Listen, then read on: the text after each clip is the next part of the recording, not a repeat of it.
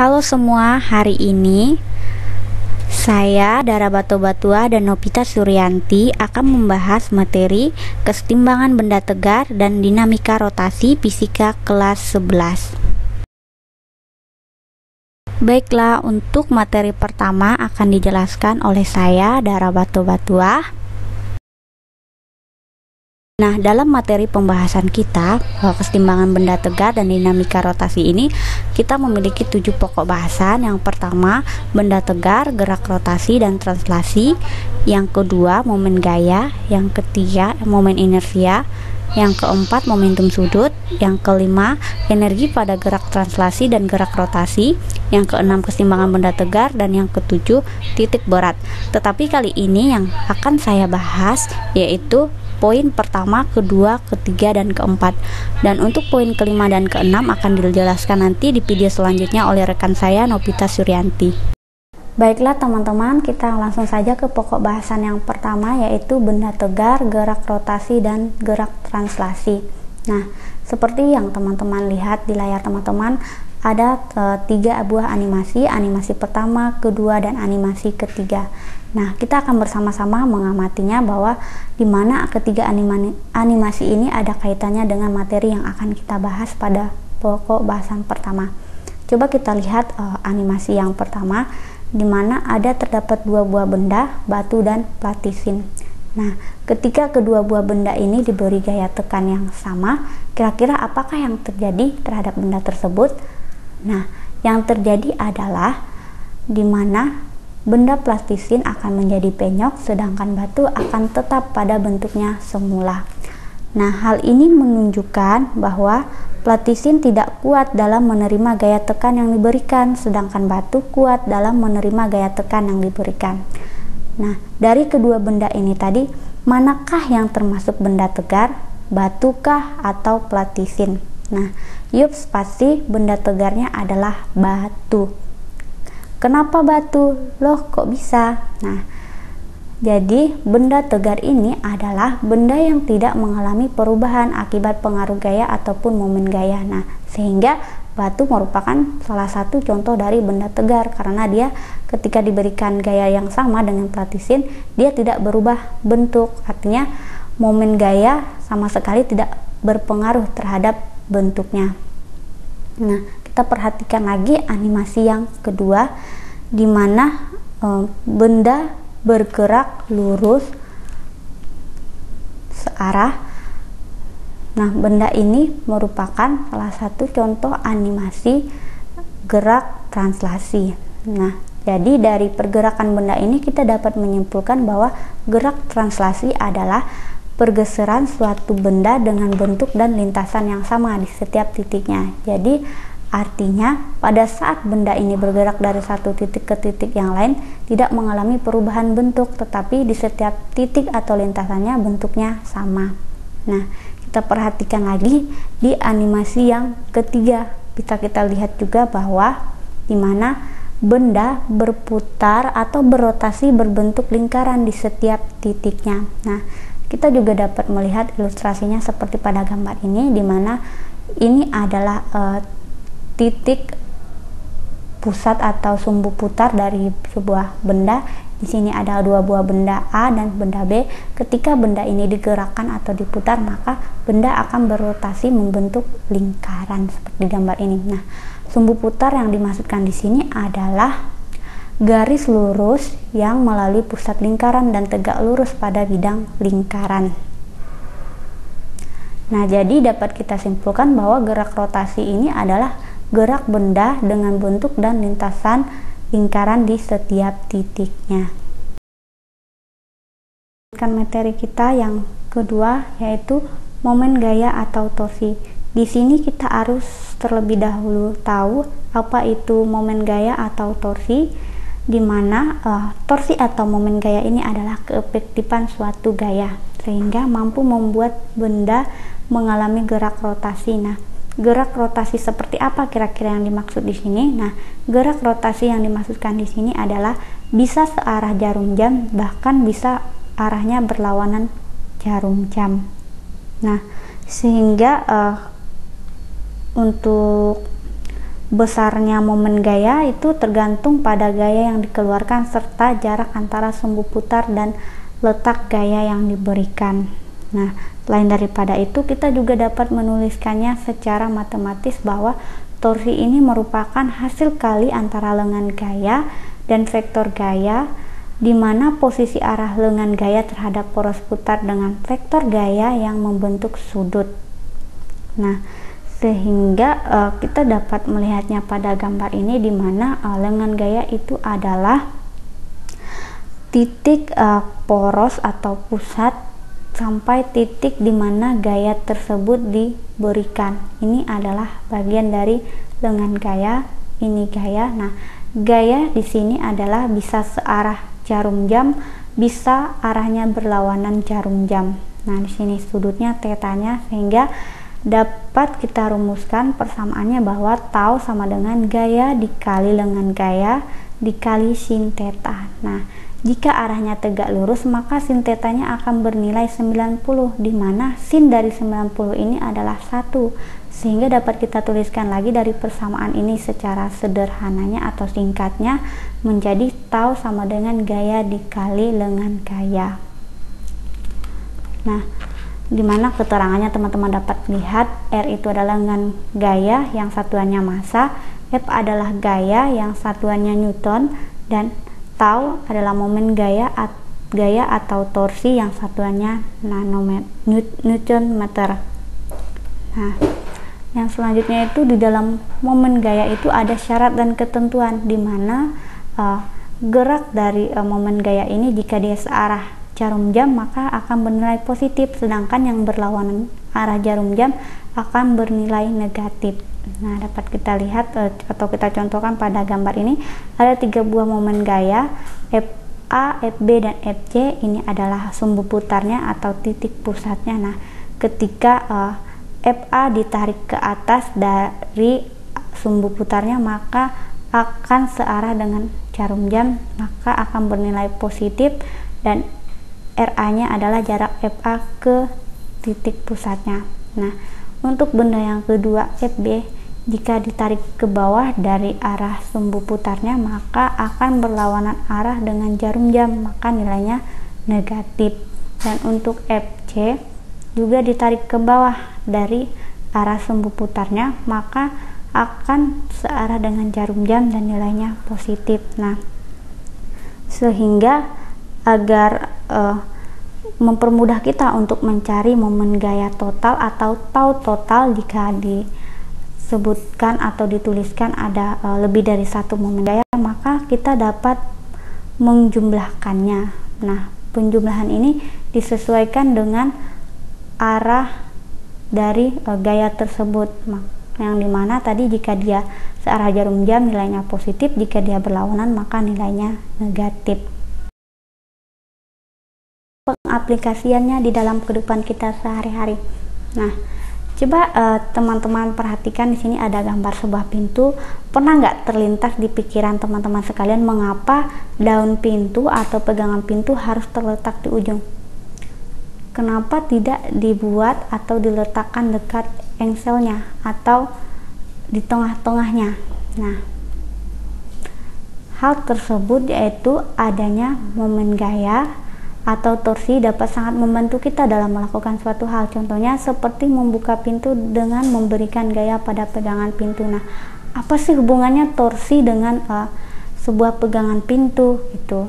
Nah, jadi hubungannya adalah ketika kita membuka pintu yang pegangan pintunya terletak jauh dari engselnya, maka kita akan lebih mudah untuk membuka atau mendorong pintu karena gaya yang kita berikan kecil. Tetapi ketika pegangan ini dibuat dekat dengan engselnya, maka kita akan sulit untuk membuka pintunya karena gaya yang kita berikan akan lebih besar daripada gagang pintunya ini diletakkan di ujung atau jauh dari engselnya. Kita akan masuk ke contoh soal momen gaya. Nah, di mana di sini ada sebuah contoh soal, yaitu tentukan momen gaya yang dialami benda pada gambar di bawah ini. Nah, dimana kita lihat ada 3 buah momen gaya atau 3 buah gaya, ada 10 Newton, 4 Newton, dan 6 Newton. Nah, dimana kita lihat dari gambar ini bahwa ketiga gaya ini menunjukkan arah yang sama atau searah jarum jam. Nah, sehingga nilainya positif, dan resultan momen gaya yang merupakan jumlah dari semua gaya di sini, atau untuk mencari tahu totalnya yang bekerja pada gaya ini, kita dapat dengan cara menjumlahkannya. Nah, sehingga kita dapat tulis di sini diketahui F1-nya 6 Newton, F2-nya 4 Newton, F3-nya 10 Newton, R1-nya 6 cm, kita ubah ke meter jadi 6 kali 10 pangkat min 2 meter. R3-nya itu 2 cm, kita ubah juga ke meter menjadi 2 kali 10 min 2 meter. Nah, yang ditanyakan di sini adalah tahu totalnya. Nah, sehingga kita dapat menuliskannya dengan karena ini tadi arahnya searah jarum jam bernilai positif, jadi kita dapat menjumlahkan semua gaya dan gaya yang bekerja, atau gaya dikali momen gaya yang bekerja pada sebuah sistem ini. Nah, sehingga kita masukkan nilai yang sudah kita ketahui tadi dan kita jumlahkan, dan hasilnya adalah 0,56 Newton meter. Nah, jadi gaya atau momen gaya yang bekerja pada benda atau sebuah sistem ini adalah 0,56 Newton meter. Pada pokok bahasan yang ketiga lagi yaitu momen inersia, di mana momen inersia ini adalah ukuran kelembaman suatu benda untuk berotasi terhadap porosnya. Apa sih kelembaman itu? Nah, kelembaman adalah sifat untuk mempertahankan posisinya, atau sifat di mana benda untuk mempertahankan posisinya. Nah, momen inersia ini pada gerak lurus sebenarnya sama dengan massa, hanya istilahnya menjadi berbeda dan maknanya sedikit diperluas pada saat dia geraknya pada gerak rotasi atau pada gerak dinamika rotasi. Dan perlu kita ketahui juga bahwa momen inersia ini tergantung pada massa benda dan jaraknya terhadap poros atau sumbu putar. Nah, dapat kita contohkan pada sebuah benda ini. Di sini ada benda, dan di sini adalah benda yang diikatkan pada sebuah tali. Kita anggaplah ini tali dan ini adalah porosnya, di mana R ini adalah lengan benda atau panjang dari tali ini. Nah, ketika benda ini kita tarik bersama dengan talinya, kita putar, maka benda ini akan berotasi, gitu, akan berotasi mengitari porosnya.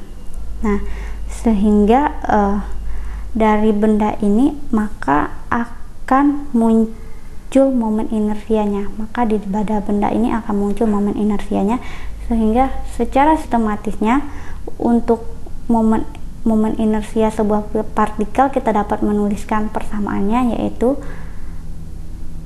momen inersia sama dengan massa dikali jari-jari rotasi atau lengan benda. Nah,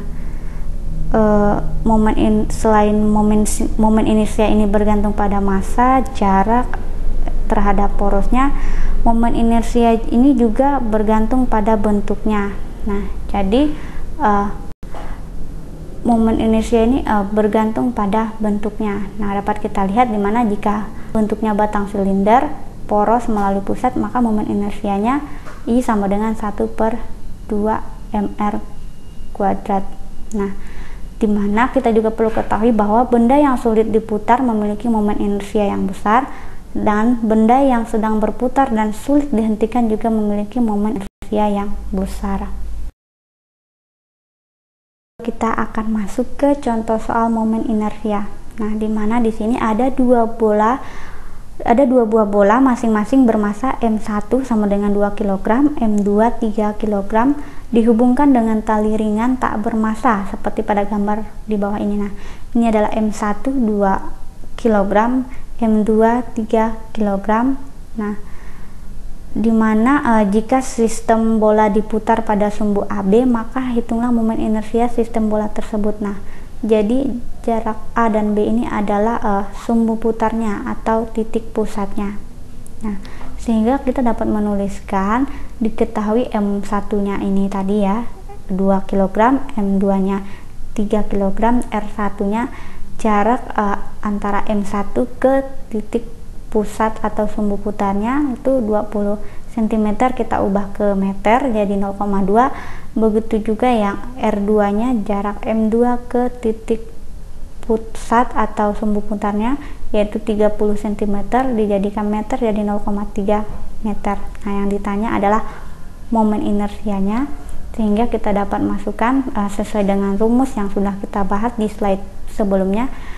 I sama dengan M1 R1 pangkat 2 tambah M2 R2 pangkat 2 sama dengan 2 dikali 0,2 pangkat 2 tambah 3 dikali 0,3 pangkat 2. Nah, kita kalikan terlebih dahulu yang di dalam kurung ini, baru kita kalikan dengan ini, baru tambahkan atau kita jumlahkan keduanya ini, sehingga kita dapat melihat perolehan akhirnya momen inersia dari sebuah bola ini. Maka momen inersianya adalah 0,35 kg meter kuadrat. Baiklah teman-teman, kita akan masuk ke pokok bahasan yang terakhir yang akan dibahas bersama-sama dengan saya. Untuk pokok bahasan yang selanjutnya akan dilanjutkan oleh rekan saya Novita Suryanti di video yang berikutnya. Nah, pokok bahasannya di sini adalah momentum sudut. Nah, di mana momentum sudut ini adalah salah satu besaran yang mengukur seberapa sulit untuk menghentikan benda yang berputar. Nah, jadi salah satu aplikasi dari momentum sudut ini adalah seorang penari balet. Nah, dimana seperti pengertian yang sudah saya sebutkan tadi, momentum sudut ini adalah besaran yang mengukur seberapa sulit untuk menghentikan benda yang berputar, yang dapat kita rumuskan yaitu L sama dengan momen inersia dikali kecepatan sudut, dimana momen inersianya ini tadi adalah M dikali V dikali R. Nah, untuk aplikasinya itu adalah seorang penari balet. Pernahkah kalian melihat seorang penari balet? Nah, pasti pernah. Kalau kita tidak dapat melihatnya secara langsung, pasti kita pernah melihatnya di acara-acara televisi. Nah, coba kita lihat kedua bentuk tarian dari penari balet ini, dimana ini adalah bentuk dimana penari balet merentangkan tangannya, dimana ini penari balet menutup tangannya atau menelungkupkan tangannya di dada. Nah, dimana kedua bentuk atau gerakan dari penari balet ini yaitu dalam posisi yang berbeda, tetapi gaya rotasi yang diberikan itu sama, maka momentum sudutnya juga sama. Nah, tetapi yang akan kita tanyakan di sini, bagaimana dengan kecepatan putarnya? Oke, jadi pada saat tangannya ditutup, maka momen inersianya akan berotasi lebih kecil dibanding pada saat dia merentangkan tangannya, maka momen inersianya menjadi lebih besar. Jadi dapat kita simpulkan bahwa ketika L sama dengan momen inersia dikali kecepatan sudut, dengan momen inersia dan kecepatan sudut ini ialah berbanding terbalik. Ketika momen inersianya besar, maka kecepatan sudutnya menjadi kecil, tetapi ketika momen inersianya kecil, maka kecepatan sudutnya menjadi lebih besar. Nah, itulah mengapa pada saat penari balet menelungkupkan tangannya, nilai I-nya semakin kecil, tetapi gerakannya akan semakin cepat. Nah, yang selanjutnya itu adalah hukum kekekalan momentum. Apabila tidak ada gaya dari luar yang bekerja pada benda, besar momentum sudut sebelum dan sesudahnya bernilai sama atau konstan. Nah, sehingga untuk ini dapat dirumuskan L1 sama dengan L2 I1 omega 1 sama dengan I2 omega 2. Nah, dimana kita juga dapat menyimpulkan dari gambar ini bahwa kita misalkan L1 ini adalah pada saat tangan penari baletnya ditutup atau ditelungkupkan di dada, dan L2 adalah nilai pada saat penari balet merentangkan tangannya. Nah, kemudian yang akan menjadi pertanyaan kita juga, bagaimana menentukan arah momentum sudutnya. Nah, untuk menentukan arah momentum sudutnya kita dapat menggunakan aturan tangan kanan. Nah, di mana kita dapat lihat di gambar ada benda A dan benda B.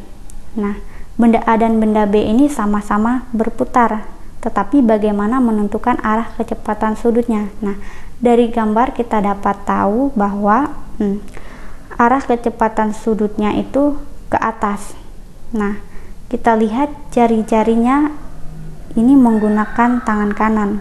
Jadi, ibu jari menunjuk ke arah momentum sudut, artinya ke atas seperti pada gambar ini, dan dalam menentukan arah momentum sudut ini kita harus menggunakan tangan kanan. Nah, sedangkan jari-jarinya yang lainnya arahnya mengikuti arah perputaran dari benda. Nah, sampai sini kita bisa paham.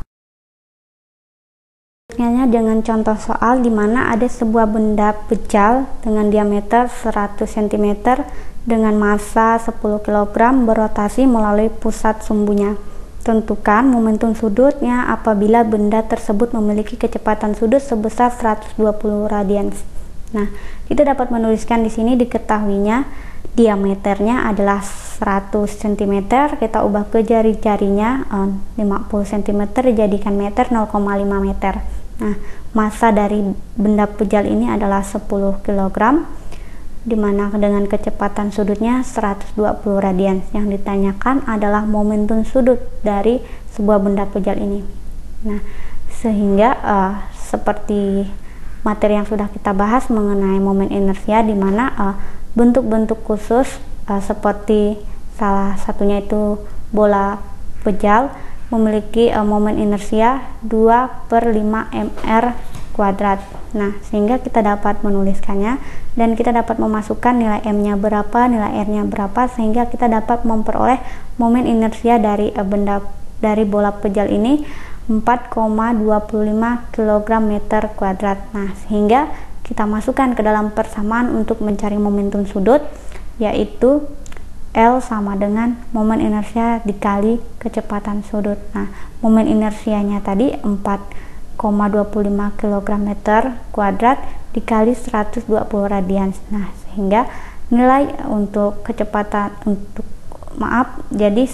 kecepatan momentum sudutnya itu adalah 510 kg meter kuadrat per second.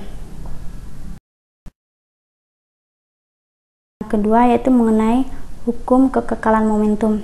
Nah, seorang penari balet memiliki momen inersia 4 kg meter kuadrat ketika berputar dengan kecepatan sudut 2 radians. Ketika kedua lengannya merapat ke tubuh atau ketika penari menelungkupkan tangannya di dada, maka momen inersianya menjadi 2,5 kg meter per second. Berapakah kecepatan sudut penari balet saat itu? Nah, yang kita ketahui itu adalah momen inersia pertamanya itu adalah 4 kg meter per second. Kecepatan sudutnya yang pertama itu 2 radians, dan untuk momen inersianya yang kedua itu 2,5 kg meter per second. Nah, yang ditanyakan ini adalah kecepatan sudut dari penari balet yang kedua. Nah, sehingga seperti rumus dari persamaan hukum kekekalan momentum, L1 sama dengan L2. Nah, dimana L ini adalah rumusnya momen inersia dikali kecepatan sudut. Nah, jadi kita masukkan nilai-nilainya. L1 berapa, omega 1 berapa, L2 nya berapa, dan yang ditanyakan adalah omega 2. Nah, sehingga kita masukkan angka-angkanya dan kita hitung, sehingga hasil untuk kecepatan sudut penari balet saat itu, artinya saat kedua lengannya ditelungkupkan, kecepatan sudutnya menjadi 3,2 radian. Oke teman-teman, karena tadi adalah penjelasan terakhir dari materi yang akan saya jelaskan. Terima kasih kepada teman-teman. Nah, yang selanjutnya adalah materi tentang yang poin ke-5, ke-6, dan yang ke-7 akan dijelaskan oleh rekan saya Novita Suryanti di video berikutnya. Untuk partisipasi dari teman-teman sekalian, saya ucapkan terima kasih.